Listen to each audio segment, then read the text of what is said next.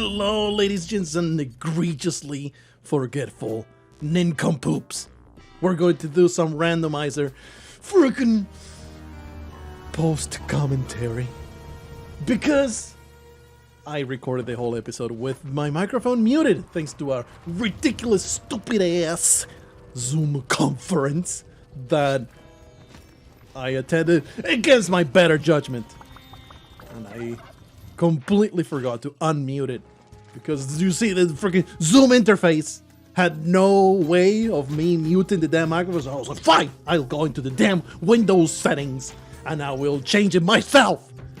Never went back into the damn settings and changed it back, so that's what happened. I went through 40 minutes of a video without glancing once at the audio levels, and here you have me ranting, raving, angry. Well, I should be commenting on the incredible eggplant dog that is doing antics on the screen. I remember all the mindsets that I had going into this video, and I was, I'm going to channel, hopefully we can channel some of Twiggle's spirit as we go into this randomizer, see if we can get something done, you know, to go against the usual trend. But as you can see right now, it was not the most inspired of beginnings. It was perhaps a little bit more idiotic than you may even be used to from my output. It's okay. It's alright. Because it will all be resolved in the end. It will be much better going forward. Already got a superhero cape. It's all good. Courage the Carly dog in his eggplant outfit is going to inspire me to go places and do all kinds of wonderful things. And there will be no failures whatsoever. Something else that it was pretty important to tell you about is that this is the updated version of the randomizer. When I last posted a randomizer video, I was in the comments, it was like, oh, this doesn't look like the updated version. You should get the updated version. These bosses ain't the same as they are in the current version. And I was like, huh, that is an interesting bit of feedback. I will do as you tell me. And indeed, when you go into the options of the randomizer, there are quite a few differences. I feel pretty vindicated, not gonna lie, about the fact that now the chance for a the chance for a water level, oopsie, it was dark, okay? I couldn't see that crush trap, it was very difficult. The chances for a water level now is 4% as opposed to the previous 12 that used to be the standard in the randomizer. Feeling pretty vindicated. It's something that I did say myself, and I've always been lowering it to 10% because I felt it was just way overtuned to get 1 out of like 12 levels out of 100 are going to be water levels. That's more than 1 in 10. This feels like a little too much. I am glad that the developer agrees with me. The commentary on the patch notes says a more balanced experience, and indeed, you will see with your very own eyes that the randomizer has been rebalanced. There is not so much emphasis on just utterly destroying your spirit at every turn of the game, perhaps prioritizing slightly more player enjoyment and not so much hilarious murder of the player at every turn. Here's the wonderful jetpack. Never have enough jetpacks in my life.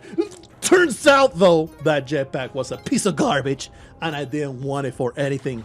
So I am so glad that I got exploded, and the ghost being sent to my tail, because clearly the randomizer had been way tuned out of proportion, and now it's way easier. So I am glad that we got a little bit of difficulty spike there to spice things up.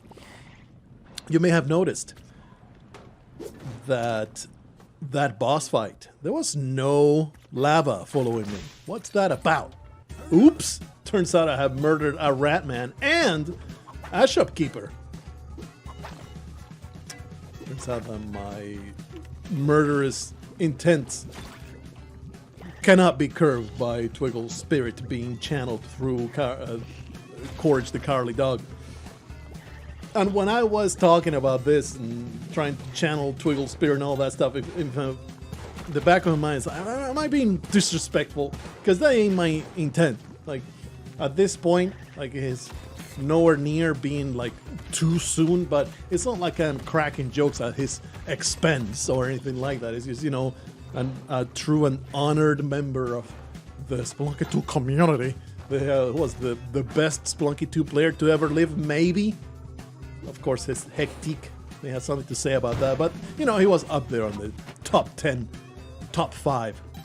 Probably had a few world records himself. I think that his high score was never topped. Don't quote me on that, but, you know, those high score runs were so insane. What was it? 10 hours? 8-hour runs of high scoring the Cosmic Ocean? What an absolutely insane thing to do. That man was a true committed gamer. And there's nothing but affection in my heart as I try to emulate, try to get a sliver of his talent to channel into my fingertips. Never gets old. Hilarious, Randomizer. No wonder you people chuckle at my demise. I went through that and I find it hilarious to watch it happen. So thanks a lot for that. Completely forgot that was a death that happens. And that's the thing. It happened, I think I recorded maybe 4 days ago, this episode. So it's already completely gone out of my mind. You see, I don't know if you realize, especially people that will record whole playthroughs and put them on YouTube, people like Northern Lion, whatever comes out of their face, the moment that they stop the recording, it's like it never existed. It was like a streaming of consciousness thing, and it never existed after it's done. Wonder if podcasters feel the same, and then when they get confronted on their horrendous racist remarks against Turkish people, they are like, what the hell, I never said that.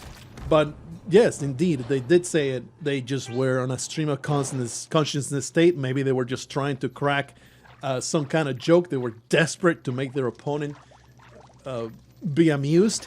And they just went into that anti-Turkish tirade. That is just a classic Ben Shapiro tactic. And Ben Shapiro's not known for podcasting, is he? It's a classic Joe Rogan strategy. He's whenever he's just feeling low and the bear anecdotes have run their course, he just pulls out the Turkish hate card, and he will just not shut up about all those filthy ass, dirty Turkish people. And probably he just forgets all about it once the podcast is done. Anyway, this is an extremely silly tangent that I have gone into. What was this even all about? I do always enjoy getting myself a whole bunch of money from the spawn of these coins, because so many coins drop and they have a random value. Do they? Do they have a random value? No, they don't. They all cost 800 and something, but their value may be higher than they normally is because the randomizer will spawn them in places that are not even the temple environment, so they get higher value assigned to them. I don't know what I'm talking about. Don't even try to pretend like I have any clue. There's the Kapala. I am sure that I'll keep the Kapala, and this Kapala will be exactly what I need to get to the exit. Certainly, certainly not another death coming up very, very soon. That is not gonna happen in the slightest, no. Pretty sure this is the life that goes the full distance, never again to be encountered by difficulty, strife, or any kind of danger. Randomizer is completely tame now. It is no longer a problem. Just gotta go through these silly motions, and I am sure that Courage the Cowardly Dog is not going to get destroyed by whatever's coming up next. And when I was doing commentary, for the life of me could not remember the name of this dog in the cartoon. It's like weird because it's a super beloved cartoon that I could never get into. It always just frustrated me. It was such a... I was a kid, okay? I was maybe, I don't know, 11, 12. So I could not truly appreciate the quality of a cartoon. It was just much more shallow judgments. I bet that if I watch Courage the Cowardly Dog, I would be far more amused by it these days. When I was a kid and I would look at it, it always felt so one note. Like Tom and Jerry. Tom and Jerry pissed me off so much when I was a kid.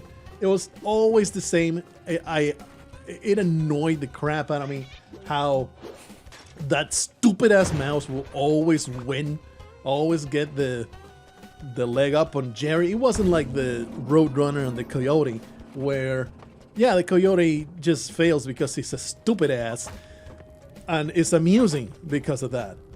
Tom, he was just doing his damn job, and sure, sometimes he will be kind of smug and full of himself and underestimating the might of a mouse, as maybe a cat should, and he deserved what he got. But sometimes, buddy, freaking Jerry will come around with a baseball bat, smash him in the paws, and be all like, what you gonna do about it, bitch, and run off, and then just set off all kinds of traps that will destroy Tom's not just body, but his self-esteem, his value as a feline protector of the house. And that just fundamentally outraged me, and I hated it. Courage the Cowardly Dog, I felt like it was kind of one note. Every time that I saw it, I was like, this is always about the same thing. How oops, how a giant snake comes into that weird house in the middle of nowhere and just swallowed the old people whole. And then Courage the Cowardly Dog had to make do with himself and had to eat those old people. And it was just like, how is this a cartoon? Why is this cartoon dog eating humans? It just weirded me out. It was perhaps a little too mature for the audience that it was courting. You know, but who am I to judge a 90s cartoon? Was it a 90s cartoon or was it a 2000s cartoon? Either way, it was a little over the top for like maybe a dog eating its dead owners. It's going a little too far for a child's cartoon. So I kind of tuned it out to preserve the purity of my soul. But I don't judge you if you are into weird dog man cannibalism and all the weird sexual stuff that happened in that cartoon. I mean, you have to have your sexual awakening somehow, so it's just the way it is, I suppose. Speaking of weird sexual awakening, the latest RimWorld video was demonetized, and I found it pretty funny because it's like, I was wondering how long that would happen, and it's simply because I made the tiny, silly mistake of launching into a list of all my war crimes as soon as the video started, and I forgot that YouTube is all about those 10 first seconds. If you're on your best behavior on the first 10 seconds, you can, like, when second 12 rolls around, if you want to take off all your clothes and make like a helicopter with your dick, you can perfectly do that and not get demonetized, because the algorithm kind of passes you by and like, oh, the 10 first seconds are clean as a whistle, so all right, you may unleash your man meat at the 12-second mark. Didn't really like, the algorithm didn't, the fact that I launched into a list of all the atrocities that I've committed in the span of, what is it, 12 episodes? The algorithm was like, I don't know if I want to advertise next to all this child murder you're bragging about. So, you know, hopefully this one won't get demonetized when we are the, what is it, 13-minute mark and I'm talking about it. Please, oh, grand algorithm lords, do not smite me with your disgusting banhammer. It's just atrocious. It's weird, isn't it? How people will talk about demonetization like they got banned off the platform. I get it. Like, I totally get it. It's super annoying. You wanted that cash. You may rely on that cash. But it's a bit of a stretch to say that the big corpo censored you. You're still on the platform. I mean, obviously your voice is being diminished. But I'm always kind of like, you didn't get banned, you got demonetized. It's two very different things. It sucks, but tone it down a bit. You didn't get, the big man didn't come into your house and rape your children. Didn't really happen that way. Maybe just that rhetoric needs to go down a couple notches. that revolutionary talk about assaulting YouTube's headquarters and giving you your 70 pennies for the ads that you're entitled to, maybe you gotta, you know, tone it down a bit, bucko. So here we see the randomizer's adjustments in action. What the hell is Osiris doing in the grand arena of the chicken snake? First I tried to stomp, obviously no boots, so not gonna happen. I realized around this time, we gotta time some bombs. I only got 7 of them, so it's going to be slightly challenging, but we should be able to get it done because we have done it many times before. Thing is though, it's much easier to time these bombs when you're standing in an environment like this, because throwing up the bombs, it kind of slows them down a little bit. Like, you don't have to calculate so much when you're throwing those bombs in a timed manner. Being level with Osiris is a much easier time throwing them. So this is your first taste of the true rebalancing that the randomizer went through. And there is no question about it. This change for the bosses, which I am sure, I didn't look closely, but I am certain that you can toggle back the randomization of bosses to make it the way that it used to be. I don't think I want to do that, but I am sure you can actually do that. There's no question that it's so much easier. Man, it fills me with anxiety just watching it, even though I am not currently controlling the character. It still makes me anxious to see that almost obliterate my soul. There's no question that the randomizer bosses, the experience is much, much easier this way. It doesn't just randomize it. It just, like, if you put the boss in a completely different arena, you're kind of like warping their functionality.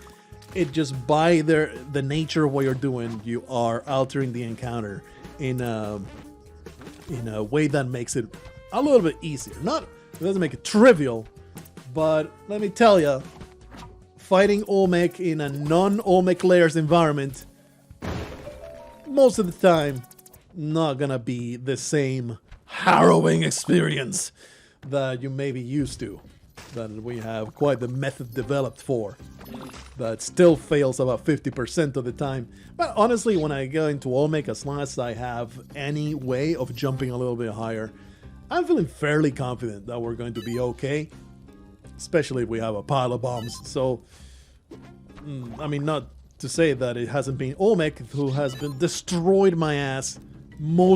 Probably highest kill count of any particular NPC or enemy has to be Olmec. Like, that fight is just horrible.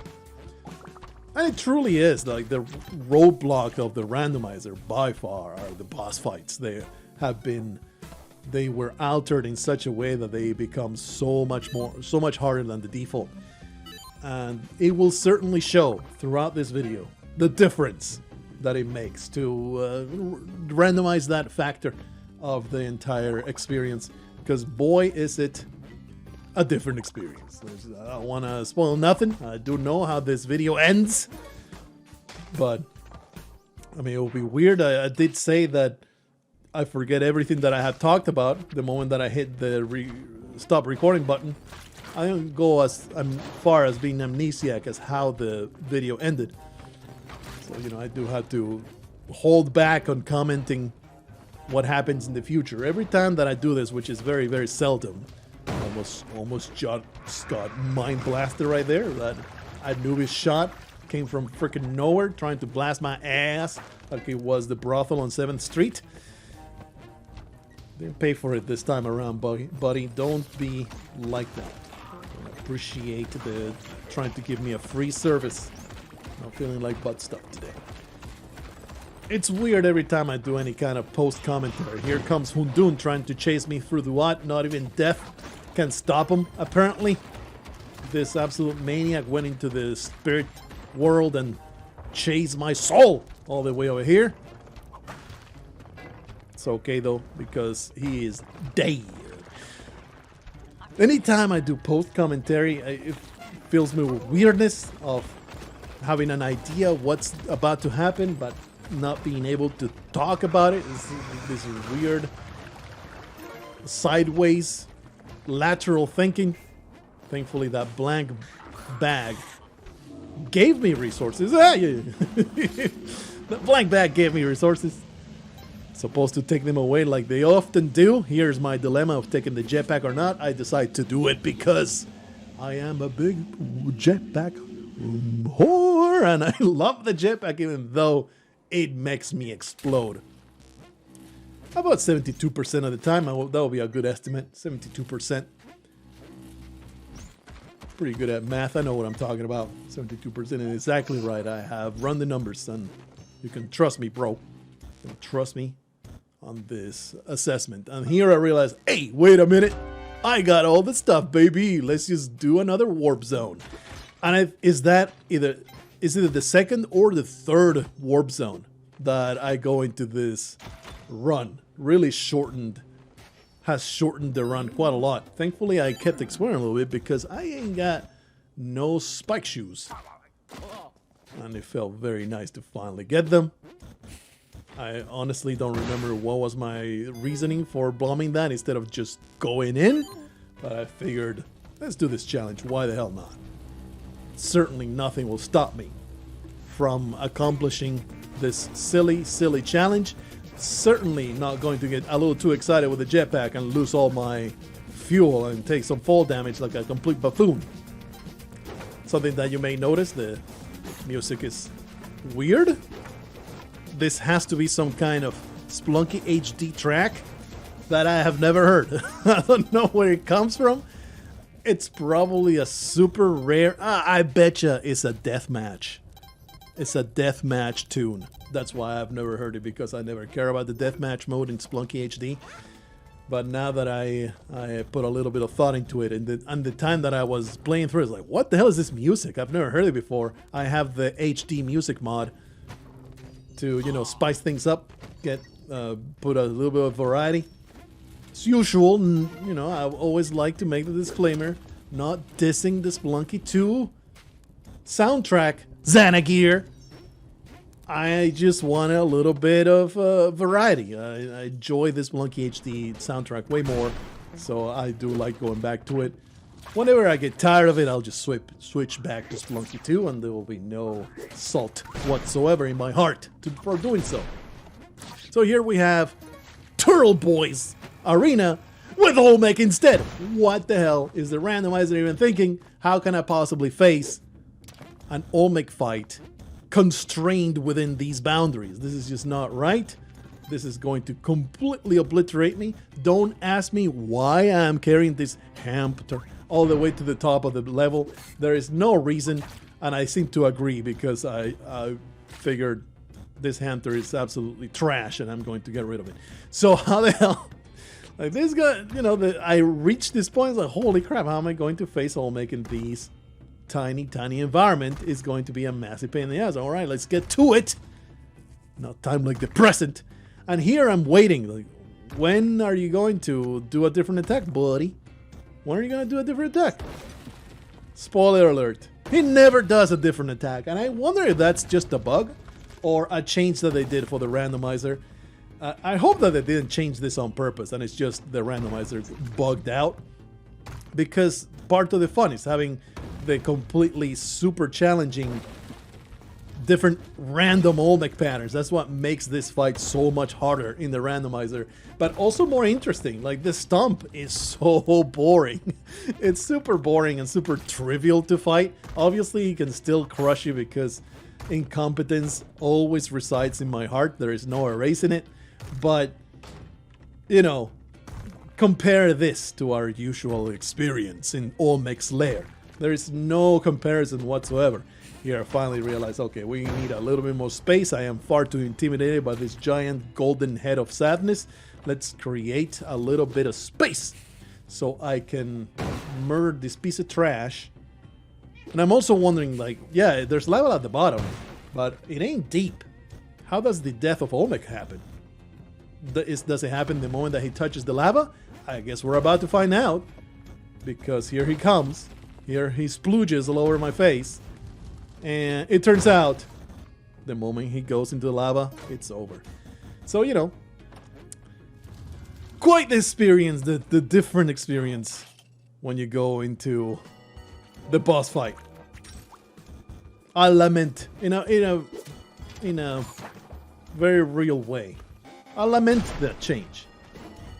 Changing it back feels masochistic because I also welcome this change, because they're randomizer bosses. They're really were, or still are, if you revert the change, completely overtuned. It is such a massive roadblock. It is what kills you probably 60% of your runs or more. A change probably is necessary. Maybe this one went a little too far in that direction. I was like, where's my standard abuse? Where is my abusive relationship where I get stomped in the scrotum by a high-heeled lady and I get yelled at to ask for more, and I do ask for more because I am a lowly masochist piece of trash. I am the type of dude that goes into that type of scenario without a safe word. There's no safe word, just only abuse, please. That is my randomizer experience, and it just felt completely off.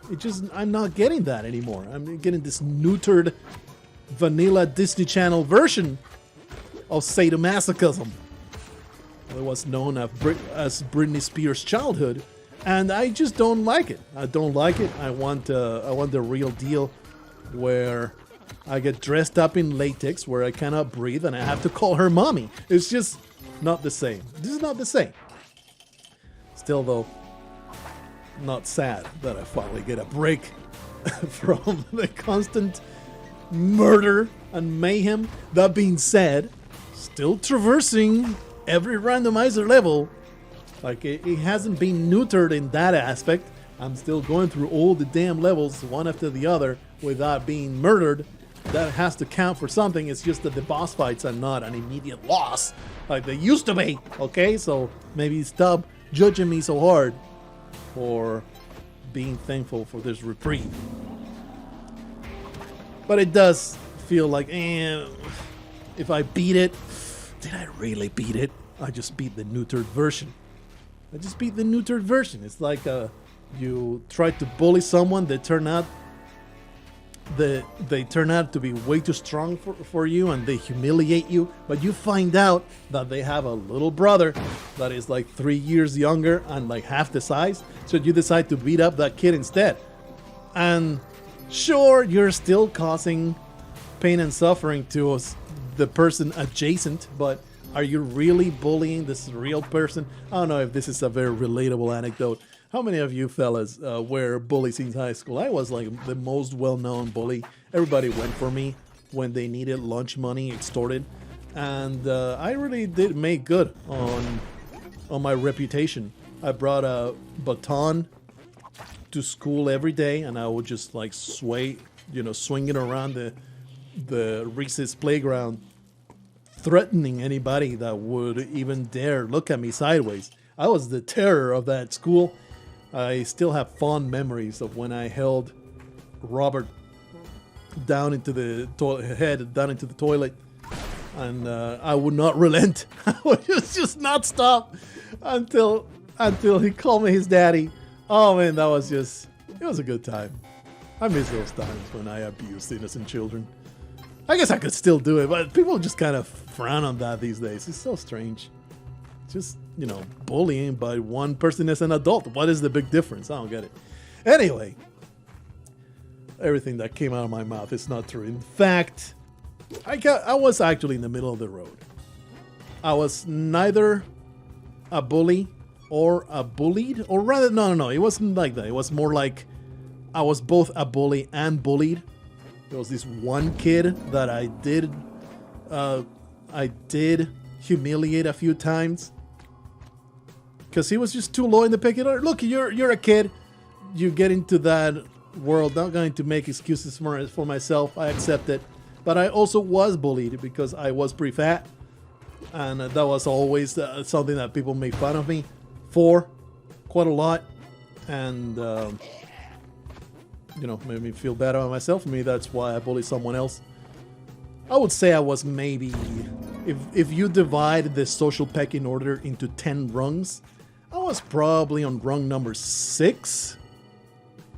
probably more like rung number 4, because I was not one of the popular kids. The thing is, my school, it didn't really have the standard American social structure school that you're used to. No, don't touch that piece of garbage. This run is going so great. Do not touch that. I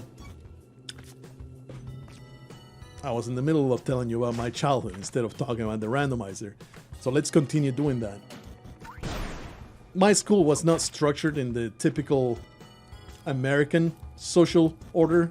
There wasn't really a group of the popular kids. The closest there was, though, there was certainly a group of the loser kids. But in that school, somehow, this may sound like complete fantasy and a fabrication to you, but it's true.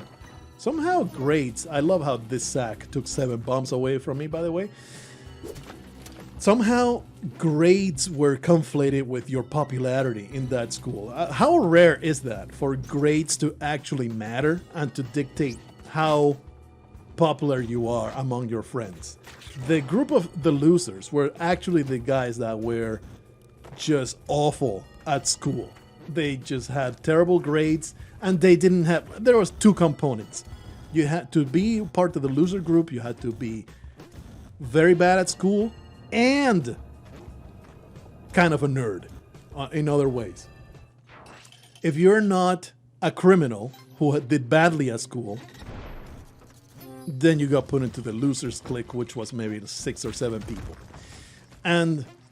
But if you were, you had that tough dude kind of vibe that you could cut somebody up if they looked at you weird, then you would not be put in the losers bucket. You would be more into the unstable weirdo bucket that people kind of didn't mess with. Some of them were fun to be around. Some others I absolutely loathed. And there were 2 of them that were actually my bullies. Those pieces of trash, garbage. Pieces of garbage that... I'll remember. There were several instances of bullying. The one I remember the most, that always comes to my mind. I don't know if it's the most egregious. It's just the one I always remember. The way that they would spit on the back of my sweater without me realizing it. And then I will have all this spit on the back of my... Oh, man. Here's Turtle Boy in Yama's throne getting delicious of grandeur over here. This piece of trash. And once again, we see the change. I noticed as I was playing, like, hey, where are all the weird monsters here? Where's the cats? Where's the explosive frogs? There's no horrendous insta-death mechanic coming out of his butt? What is happening here? Seems like the attacks of the turtle were altered to not be instantly abusive. So another instance where I'm like, man, where's all my good old-fashioned abuse from the randomizer? It's really lacking, has softened up in its old age. Absolutely atrocious. That's the thing with the bullies, right? You get the silly Hallmark stories of, oh, the bully went and apologized and they became best friends. That's bullshit. If I could push a button right now to instantly obliterate the life of my high school bullies, I would do it. I would absolutely do it. I would pay for it to be televised and me being able to watch it. Like, it's just the truth. It is just the resentment is still there. Those people were garbage. I don't want them to stay alive. It's just, is that something you can relate to, or is that betraying me as a psychopath right now? I'm not sure. And that is something that I carry to also the person that I was abusive to. I was like, these people don't want to hear from me. It was only one kid. This kid doesn't want to ever hear from me. That guilt that I have for being a piece of shit in high school, like, you keep that shit in you and you live with that. You don't try to dump it on somebody else and try to be absolved from your abuse by being like, oh, maybe now that he's an adult, he'll forgive me. Ugh. No, there's no forgiveness. He may say the words, but the forgiveness should never come. Do not forgive yourself. You were a piece of shit. Live with it. And that is all I have to say about that. I don't remember how we got into this idiotic tangent. But people did tell me, hey, just do some post commentary and go into absolutely absurd tangents that have nothing to do with whatever's on screen. So I am just doing what the people asked of me, baby. Finally, we got that Kapala. I don't know exactly when it happened, but it was very recent because I remember while I was playing, like, finally I got a Kapala. Holy crap, has it been an ordeal to not have a Kapala this far. So it weirded me out that we got it so late. Could not tell you when that happened, though. I was too deep into my bullying diatribe to remember what the hell has been happening on screen. But several almost deaths from this jetpack being strapped to my back. Actually, it hasn't been almost deaths because I had the health to sustain it. But it would have been pretty bad to lose the jetpack when we're so close to Tiamat. Or at least I thought it was Tiamat. Dun dun dun! The randomizer changed a lot of things in the latest update. And it certainly does feel like I am playing a watered down version. No pun intended with the change to the water levels. I don't even know if that was a pun, but it's the one that came out of my face. My poor cat, she's just sleeping next to me, probably trying to sleep because I am being a loud piece of garbage. I've set up a chair for her to sit on next to me because she always wants to be on my lap, and I'm like, Luna, I cannot sustain you on my lap currently. I have back problems. You cannot be on my lap. I need to be moving all the time. You'll just never sleep. How about I had this conversation. Don't lie. You've had conversations with your pets before. Don't pretend like I am being crazy for having a conversation with this cat, okay? How about I put you on a fold-up chair right next to me? Is that okay with you? And ever since, she's just been sleeping there for like 12 hours out of the, like, if I'm home, I'm sitting on the computer, she's gonna be sitting there and sleeping. Our friend the alien has ascended to heaven. Somehow he made it out alive. Tiamat has been usurped by Yama, the wannabe. And now we are finally in this location with a jetpack, ready to go to the cosmic ocean. The very first time ever that I make it this far with a jetpack. And at this point, I was saying, and I maintain it, I'm like, sure, okay, fine. Randomizer has been neutered. This experience getting here was a lot easier than what it used to be.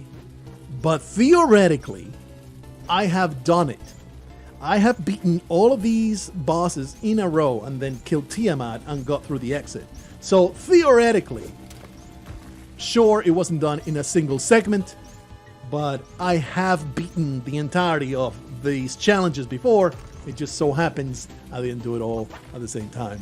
So, you know, technically, I have beaten the randomizer in its old incarnation, if you really think about it. So, finally, we get to this gate. I've never, ever gone this far before. Feels pretty great. But, you know, if you look at the video duration, did not get through 799, so I guess 97, 96 levels of the Cosmic Ocean.